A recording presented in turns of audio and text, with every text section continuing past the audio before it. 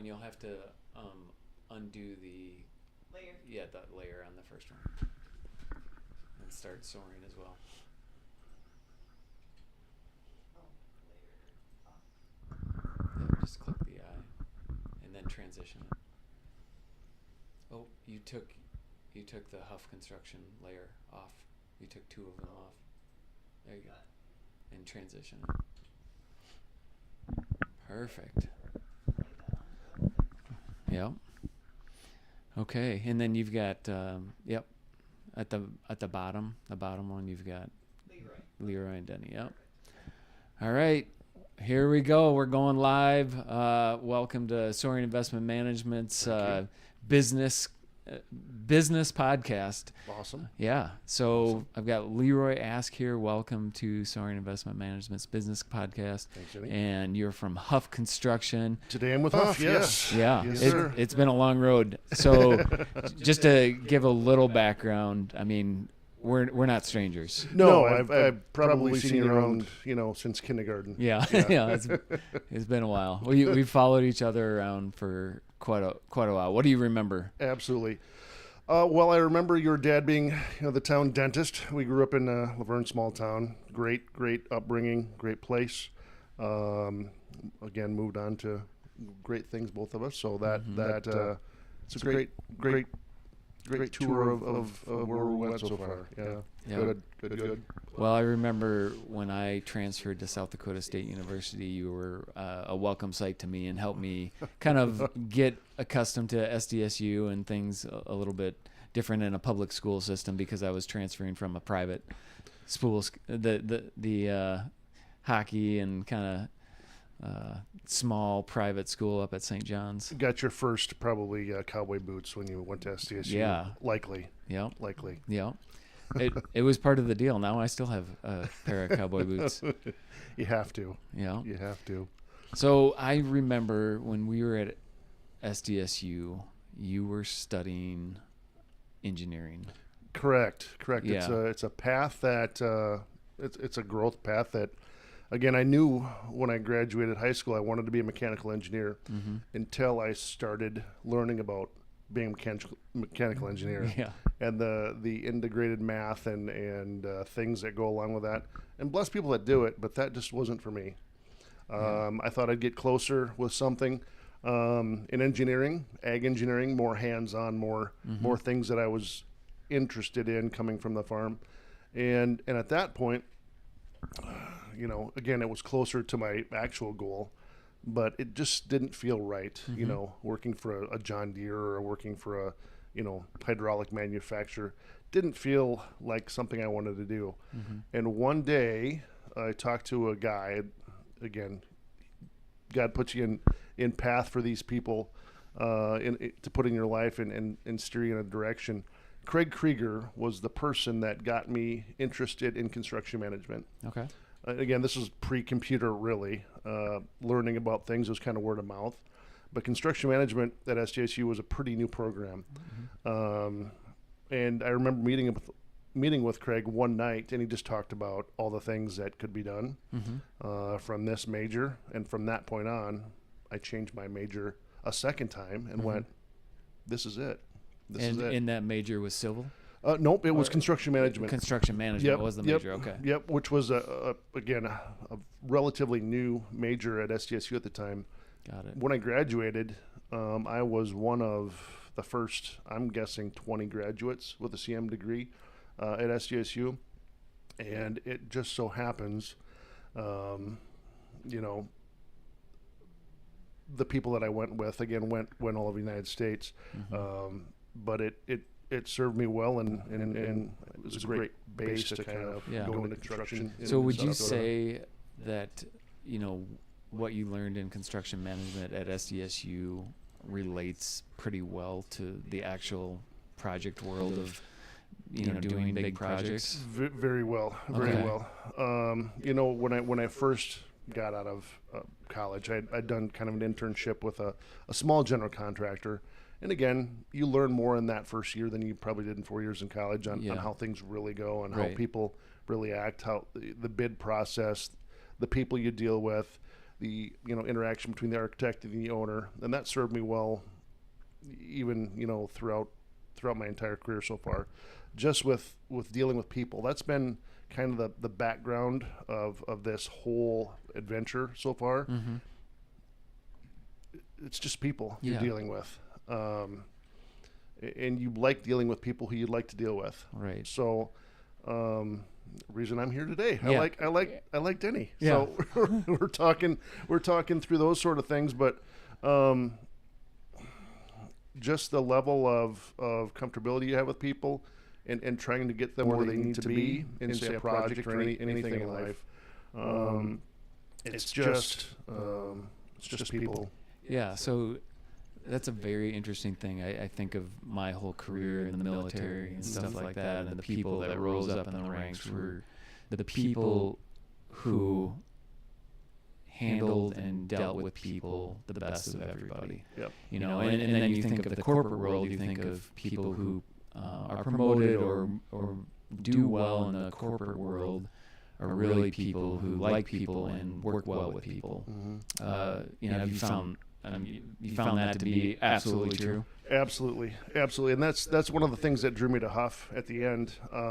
Was one of their kind of pillars of a focus they wanted to really, add with growth with the company is, it's just dealing with people. Mm-hmm. And that's kind of the most important part, or one of the most important parts. Yeah. The integrity of the people. Huff itself, started in 1979 in Aberdeen, South Dakota.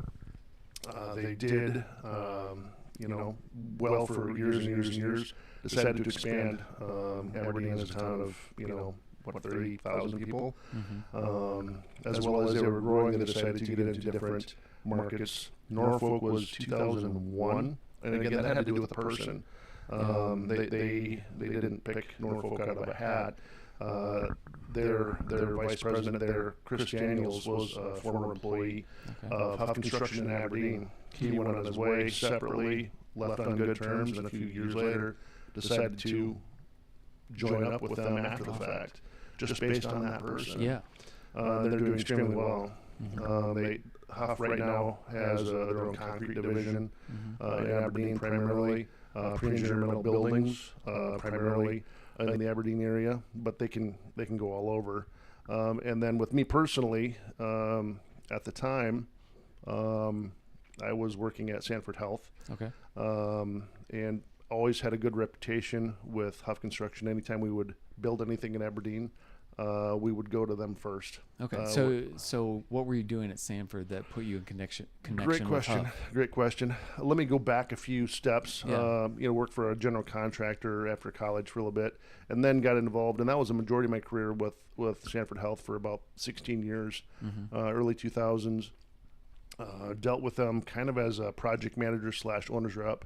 Built things like Great Shots, Blue Rock, Madison Veterans Parkway Clinic, which is right down the street. Okay. These are all places that I've been to and love. Yep. Imaginetics. When we get done with a hockey game, we go to Blue Rock. Yeah, for sure. Stuff For like sure. that, yeah. For sure.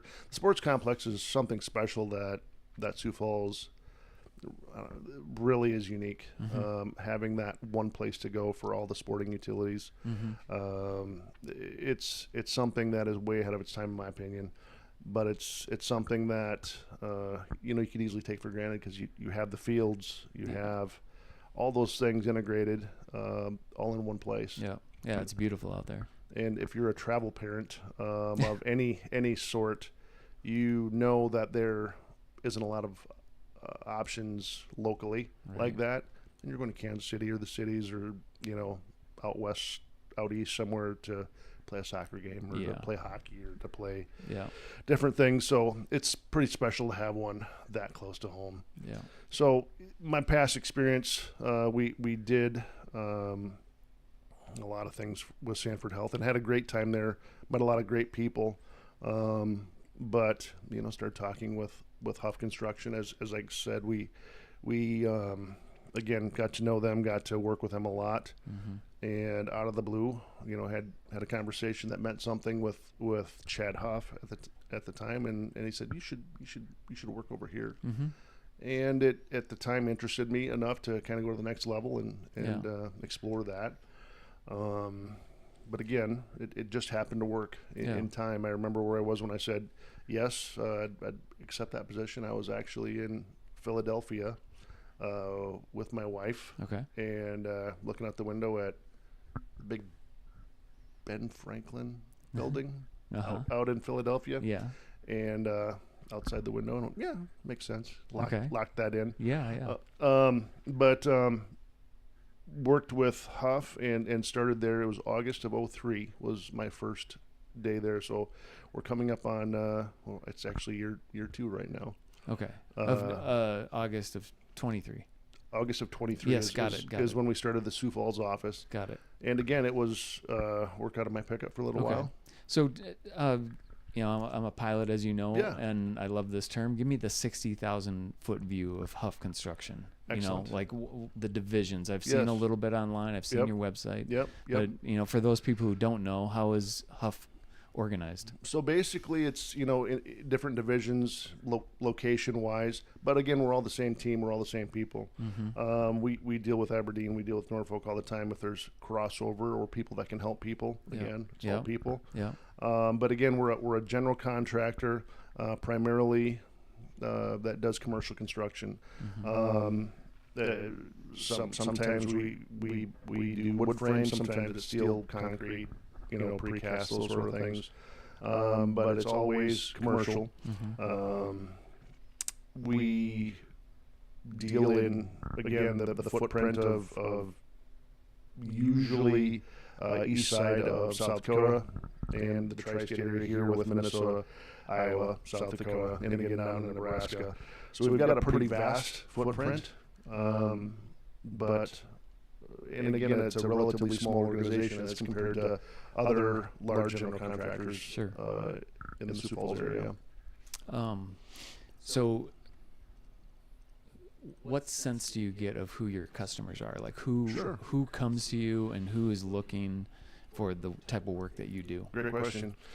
So our customer base, again, it could be a school system. It could be, you know, people that are building a school. Could be, you know, any business owners that want to grow, which is probably what this podcast is about. People growing. Yeah, for sure. People knowing people, people dealing with people, and basically any business owners that are in the growth mode, or trying to fix a problem of their existing building.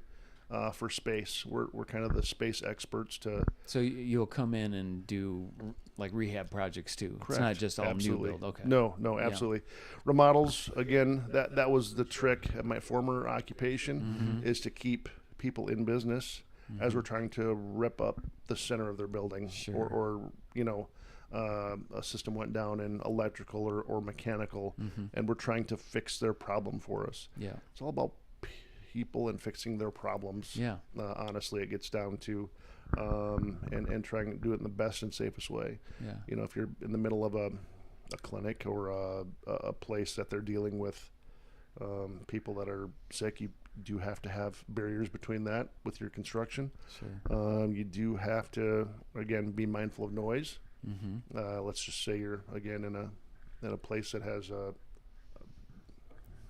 people with sensitive to noises. You have to be mindful of that. They're trying to sleep and or trying to heal. You're right. Have headaches or something like that. You really have to be mindful of that, and the times, and being mindful with the owner or owner's rep to say this is something that is important to us, so let it be important to you. And be frank and honest, saying, you know, we'll work at nights or we'll do something else to accommodate that for you. So it's something that it just takes the right communication with owners and the design team too. We're not a design organization as of yet. It's planned to be in the future.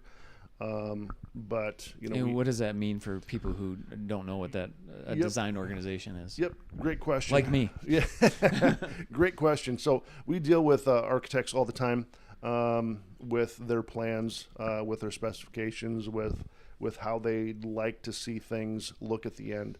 Again, they're the great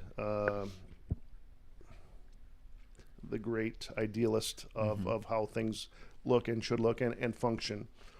So when they, specify a shingle or a roof to last 25, 30 years, or when they want a brick versus stucco versus EIFS versus whatever material that they want used in the building, it's usually for a reason. And we incorporate those drawings, those specifications, and build day-to-day build what that is with the different components. And then I suppose is it a conversation then to get the intent out of it versus the aesthetic?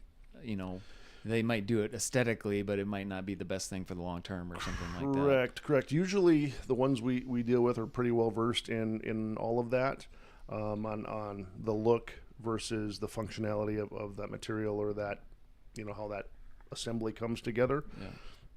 But those sort of people, have great. They can transfer that information very well graphically, using their drawings, using their specifications on what they want to see done. So it's unless you've dealt with it day to day. I mean, I can show that to my mom or my wife and show them the picture, and they go, I don't know what that means. So they can't visualize what it might look like. I'd say most people probably can't visualize Yeah. it. But it's our job to know what it is, ask the right questions as it comes together, and prepare for the worst for weather reasons or seasonal reasons if we're building it during winter time. So that's another great question. I mean, is there any time where Huff pulls back because of the seasons? Great question. Wouldn't have to. Again, it's largely dependent on the owner's appetite for heating during construction through the winter. If there's dollars for that and there's need to speed up the progress of the project, we can certainly work in all types of weather. I mean, we've broke ground in January before on things, but you just have to treat it as such. You can't let your foundations freeze out and have any sort of frost heave. So it's very clear to me that your priority are people, whether it's the people that are working for you or the people that you are helping through the project. But when you think of all the cool projects that Huff has done or that you've been a part of, like what kind of projects kind of get you excited? And I was just we were just up at a winery up in the North Shore, and we were like, hey, which wine's your favorite? And the owner was like, well, how do you pick a favorite child? So I'm imagining that maybe all your projects are your favorite, but I could see some being kind of more exciting than others, maybe. Right. So again, as Huff is coming out of the ground in Sioux Falls, we've got a limited number that we can refer to.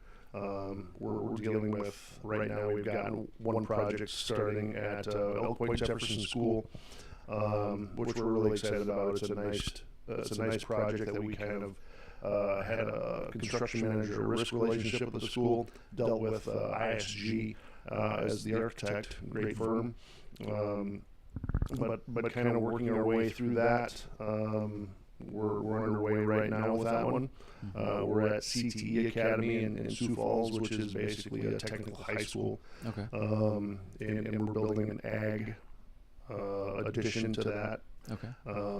So there's pens and ways to treat animals within the building. Sure. So that's exciting to us. We've built a strip mall at Brandon, actually the Jimmy John's. That was our first building that we did with the Sioux Falls office. But being around for 45 years, having a lot of northern South Dakota covered, they've built so many things up there. Huff has. So that is so cool to know that Jesse and I and the kids have gone to that Jimmy John's. Had lunch. It's so cool to now identify that Huff was a part of that project. Right. Absolutely. Yeah, that's really. Yeah, I mean, because, how do you, when you're building something?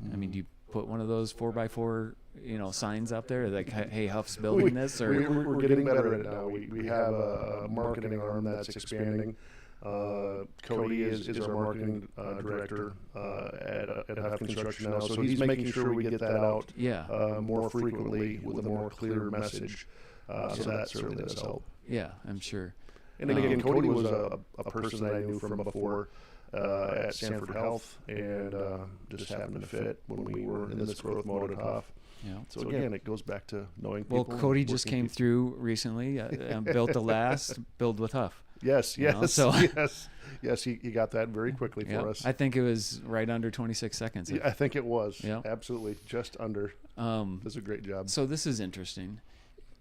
I don't know much about the contract world or, bidding and winning a contract. Mhm. Would you say that most of your energy is on bidding on these contracts that are kind of in a back system somewhere, Sure. or is promoting yourself with signs in front of your project or doing podcasts and like saying, hey, Mhm. we're Huff Construction, we do this? What brings people in the door more? Is it the bidding, or is it Great that, question. or is it that you're out there, telling people what you do? Sure. Great question. There's different ways in which we can get project. One is a bid general public scenario, and we keep our eye on that. We do that from time to time. It's a section of our business that we always try to keep active, just to know where our bidding is coming in at, as opposed to other general contractors. So that's something that we do continuously. But you're exactly right. Getting out to the general public, doing podcasts, building things, putting your big sign on it certainly does help. Yeah. But coming from it's a little bit of a different scenario, having such a large presence in northern South Dakota, and then coming down and restarting that in Sioux Falls, again, more population, more competition. Sure. But it's trying to stand out in a field that has a lot of general contractors, honestly. Sure. So Yeah. it's been an interesting start. And again, we're not perfect at it, but we try to let everybody know that we're here and we're here to help you. Yeah. Let's go back to Aberdeen for a second, and I'm just going to share a little bit about what I know about Aberdeen. I got to fly in there with FedEx when I was flying for FedEx for a while and spend some time there. And what I learned while I was there is they've got a lot of private jets at the airport and stuff, and most of them have come through the development of the Super 8 motels. Correct. And I was wondering, is there any connection between Huff and Super 8s? Did they have any involvement in that, building that project? Huff has a lot of connections with the Aberdeen community, and has for years. Again, being starting in 1979, they've dealt with almost everybody in town. Yeah. So having the private jets, having kind of that corporate structure in Aberdeen, they do deal with several different clients that are specific to that area, and regionally and nationally. So having Aberdeen being semi-isolated, again, it's a great community. It's a hub of rail. It's a hub of people. It's a hub of private jets. Yeah. But Aberdeen is certainly in growth mode. They've got great things there, from northern state to having that much ag presence. Certainly does help that community grow. So they do have, like I said, connections, and have for years with a lot of those clients. Yeah. So we've talked a little bit about your divisions, and maybe this is just a refresher from me, but what locations is Huff located in terms of where your teams are? Sure. And then how far would you go? Like, let's say you don't have a team in Rapid City, right? We do not. But if Rapid City came to Huff and said, "Hey, we are doing this project," would you certainly entertain? able to? Certainly entertain Okay. it. Yep. Again, depending on size and clients and duration, it could be anywhere in the upper Midwest, honestly. Okay. So again, for the right client, Right. it certainly makes a lot of sense to stretch our legs and to get to those places for them. So go back. The question again. Just where your teams are located right now. Sure. Again, Aberdeen again is the hub for most of that. The pre-engineered metal building division and the concrete division, they pour flat work and walls and any sort of concrete, is attached to the Aberdeen location. But they can travel anywhere. They travel to Sioux Falls. They're at a project right now, actually, of mine. Both the pre-engineered metal building and the concrete people are in Sioux Falls doing a project for us, as well as they can go to Norfolk or anywhere else. Yeah. So having that latitude with our people and connectivity certainly does help spread our wings. Sure. So when you drive by some of these projects that you've done, you know, what's your personal feeling of like, I was a part of that. I did that. Well, it depends who you ask. If you ask any member of my family, they shake their head and go, "Yeah, Dad, you built that."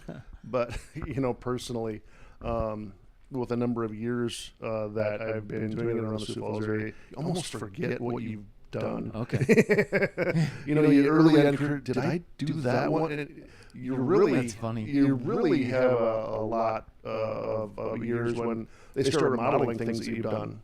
Oh, I built that in, you know, 98 or 99. Now they're ripping it up and doing it again. So, it again depends on the level and where I was in my career. But excuse me, we've had a lot of fun building. Sure. Sioux Falls area. Okay, so you can't really give yourself a testimonial, but for those people who have come to Huff and maybe they've been in contact with you or contact with the people that you work with, Right. what have you heard from your customers, your clients Sure. that you've built? Like, Sure. how do they feel, and what are they saying, telling you or returning to you? Sure. And again, it kind of goes back. It's a little bit hard to say because again, we're so 2 years into this division in Sioux Falls. So as far as return customers, haven't really had that opportunity yet at Huff. But again, it's dealing with kind of the same people that you've dealt with.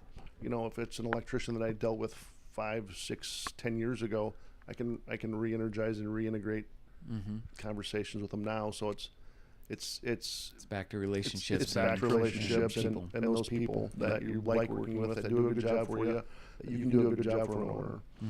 So any people out there where you've built something and they're like just ecstatic with the work that you did and several. But it's building. It's like, I mean, I've never built my own house, but I've heard so many people like, "Hey, I'm going to build my own house," and then it gets done, and then the owners are like, "Well, this light switch doesn't work well," and you know, it's just like little problem.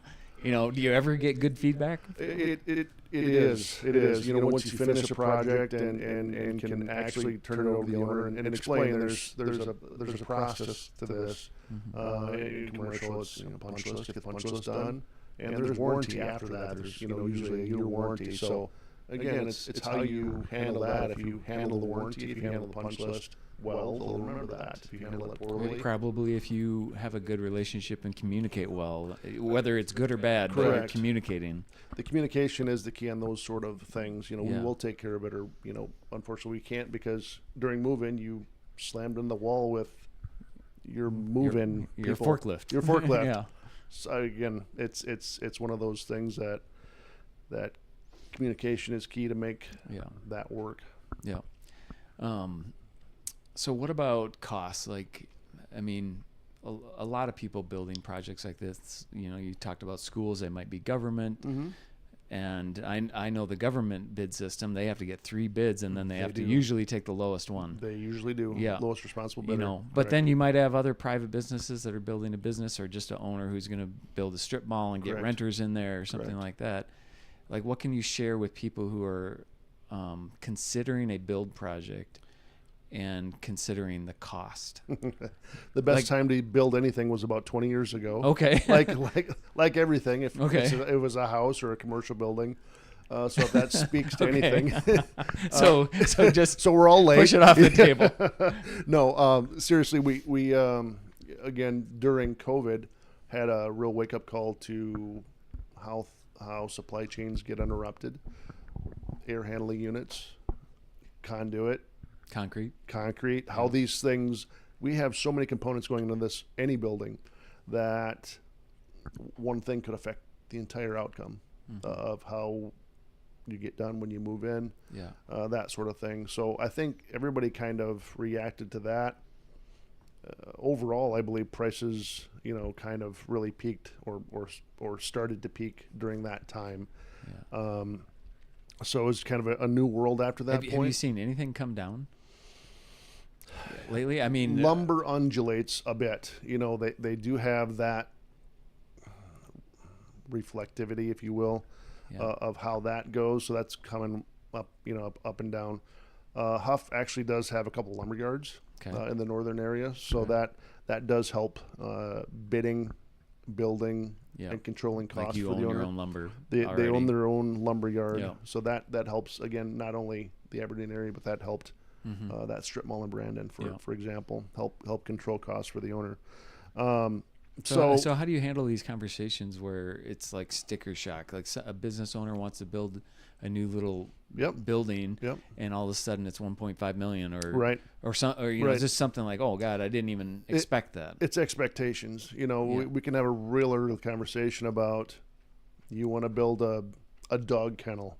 I want to build a new podcast studio. You want to build a new podcast studio that's 10,000 square foot. Yeah. We can have really early conversations saying, you're going to be about X amount of, dollars for that. Is that something you're expecting? And go through the process of defining that detail. It's just level of details that you don't know until you know. Mm-hmm. And if you don't deal with building commercial buildings every day, Mm-hmm.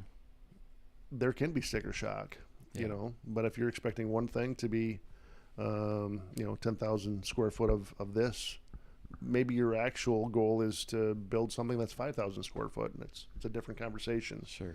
So it's dealing with people, expectations, communications, on what the end goal is, Mm-hmm. and at some point, if they don't align, that's when you have to have those conversations and say, Yeah. for this, it's about this. Mm-hmm. So in your current role, where Mm-hmm. do you spend 80% of your time and energy? Great question. Starting in Sioux Falls as we did, it was all over at the beginning. Now that we have certain people in place, it makes my life a whole lot easier. We've got project managers, superintendents to weight the day-to-day operations of making things happen. I can get out and do podcasts. I can Sure. get out and do marketing. I can get out and do those sort of things that are necessary to grow a business. I wasn't born into knowing how to do this, so But you can learn the skill sets. learn the skill sets, and again, There you go. they've done it in Aberdeen and are successful doing that, so they can give me tips and tricks to make that work. The Norfolk branch started in, I believe, 2021. And again, so I'm kind of following that path of how Chris Daniels is doing that down there. Yeah, it's good to have a model ahead of It you a is. little bit, right? It is. So again, what works for them may not work in Sioux Falls, but it gives you clues to see how you can react with the community, deal with the chamber, deal with like-minded individuals that want to see growth. In the Sioux Falls area. So when you have somebody that wants to build something, Mhm. like who would they expect to see? Who's the customer-facing individuals that sit down and kind of talk about these Yep. projects and where they're going, like before it kind of really gets underway? Sure, good question. In the beginning, a lot of that load is on me to make sure expectations are in place and budgets are being held. At some point, it may get handed off to a project manager to really get to the nuts and bolts of when we're starting, how we're starting. Yeah. And there'll be a superintendent on site that has all the day-to-day activities. We get a load of lumber, we get a load of electrical conduit, we get a load of whatever, trusses or whatever that's that day. They see it go from dirt to sweeping the dirt out. Sure. Of the new building. So that again, it takes a team. And then what people. about subcontractors? So like Great at question. what point you've got a superintendent on site? Yep. Like who's in charge of hiring the subcontractors, and or do you have your own teams Yep. that work within Huff? Yep, great question. So with subcontractors, it can be a varying bag of who we get. If it's a bid project, on bid day, we pretty much lock in the lowest responsible bid of a subcontractor that has the scope covered. If it's a design build or a negotiated thing, we have many contacts that we could kind of utilize that might fit that project well. Sure. You know, maybe it's a high level medical thing that we're doing. There's a certain number of contractors I would trust to get into a situation like that. Sure. And if it's a strip mall, it's going to be something else. Right. So it just depends on what the project is going to be. And then, are those subcontractors the person making the decision on the subcontractor? Is that the project manager or the site manager? Basically, it's in the office with the project manager and somebody like me. Okay. Again, to make sure their scope is covered. Right. To make sure their price is You have good. the right people. Yep, right people and their time. Yep. Time is in line with what our schedule is for that too. All right. So thinking about all these things that we've covered, like, what do you personally love about what you're doing right now? Great question. Great question. So again, it's the day-to-day of not doing the same thing. Yeah. Every day it's something. I'm doing a podcast today. A new problem to solve. A new problem to solve. Yeah. Later on today, I'll probably be at Elk Point looking at a project. But again, Friday it's actually Thursday we're meeting with the school superintendents of South Dakota.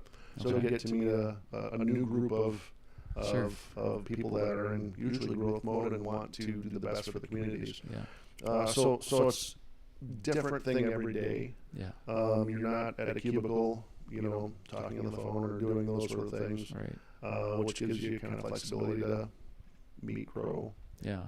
Do I different was things. trying to think. One of my passions is kind of like doing something different every single day. Yeah. But I could see myself in the same situation, wanting to be on site. Yeah. Do you ever like go out and kind of watch the project, but you're like, Sure. oh, I should be doing a podcast, or I should be in the office. Sure. 20-year-old Leroy would say yes, but Yeah. Almost 50-year-old Leroy might go, my back's gonna be sore if I do that. If you end up out there, yeah. Hey, we got some tiles we need you to haul. get on in. Yeah. But no, it's good. In my early days, seeing how things went together, Yeah. being in the field, knowing, like I said, we've got a pass together. Yeah. Rural water, knowing that the pipeline, the system, how it actually feeds, Yeah. where it comes from, how the pumps actually work. There's a reverse sand osmosis system. Those things kind of, knowing how the whole system works and how you get a glass of water Yeah. at your residence is really interesting to me. Yeah. So- I'm sure if you were out there, you'd probably pick up the witching sticks and look for the waters underlying. I basically know how to do all of that. Yeah. Great times. Yeah. So what would your message be to people considering a project right now? Mhm. Like if they're considering Huff, Yeah. what would you want them to do? I'd love for them to call, have a conversation. Again, it's about fit and working with people you want to work with. So interviews, for us, interviews usually go pretty well. Again, we can lay out a plan. And as long as they believe you can do that plan, you're usually pretty successful. Yeah. But again, just a chance to talk to people and to know we could help Yeah. get rid of their problems. Oh, one of my favorite things about you growing up with you for so long and having you in classrooms with me is you have a great sense of humor. Mhm. How much humor do you bring to these projects? Great question. Yeah. With OSHA, zero. Okay. Yeah, no humor at all. Okay. But no, seriously, we again get to the comfortability level and can do that sort of thing. Again, with our staff, it's usually pretty fun. Okay. Try to keep an office that you like going to. Right. But again, when you're dealing with certain type of customers, they don't want to hear the contractor be the joke guy. Right. Yeah. So I can see you having to pull back the reins a little bit. Just a little bit. In my head, I say something, but I don't. So you've learned how to keep it inside sometimes. Exactly. Okay. We've covered a lot of these things. Is there anything else that we haven't covered that you'd just like to share or talk about? No, I'm just excited to speak with you this morning and kind of get a message out. That's been a goal of mine since starting this a couple years ago. Is just to get in front of people. and to let them know who we are and what we want to get done, Yeah. and to see again, it's about people. It's about having that experience, because some people build things all the time. Mm-hmm. Some people build it once in a lifetime. So you're building a dental office, once. Yeah. And you don't want to do it again. I've built, a few of those in my times. Maybe build one, maybe build 10. Right. But it should be a similar experience for the first one as the last one. Yeah. So, yeah. Cool. Well, I really appreciate you being open to doing this. Yeah. It's fun. And, I probably wouldn't do it with anybody else, so I'm glad you talked me into it. Yeah. I mean, part of the reason I do it is like I have so many conversations with people, and I'm just naturally curious about their world, about what they're doing. Yep. And I just think that this is a great way for people to get the word out and talk about what's going on in their life and their business. And very cool. Is there anything, last question. Yeah. Is there anything that you need help with? Let's say somebody's listening out there and they might be a good fit to work for Huff, or they might be a good advisor to Huff, or a good client for Huff. Great question. Huff. Like, where do you need help right now? So right now, in growth mode, we're always looking for good people to work with us in the construction that typically have had a past or a dealing with construction projects in their past. So that's always on the table. Happy to talk to anybody at any level about that. But again, with more people comes more work. So we're trying to get the word out to make that happen and to talk to more people to see if we can help them. Yeah. So if there's people that have been in the construction business and want a great culture to go to, consider Huff. I think we're a great blend. Again, I've been a few different places, and it's nice to have this place. This place is in growth mode. We've got great potential. We've got a great future. And again, it's if you enjoy going to work, you're not really working. And I have had that experience since I've been here. Yeah, that's good. And if people just want to walk in your door, Absolutely. where do they go? Great question. Yeah, so we have an office at 5515 East 18th Street, which is in the Lloyd Carlton building. We're on the main level, in the office space, newly renovated, newly expanded. We actually had to double the size of our office for our people, because of our rapid growth. But yeah, stop in any time and come talk to me and see what we can do for you. And then we've got the ticker going at the bottom, so if you want to call, you can call. Absolutely. All right, Leroy, thank you for showing up and doing what you do. I can tell you enjoy it and have fun with it, and I would want you building my project. I know that. Well, thanks, Danny. Yep. All right. See you later. Yep. See ya. All right.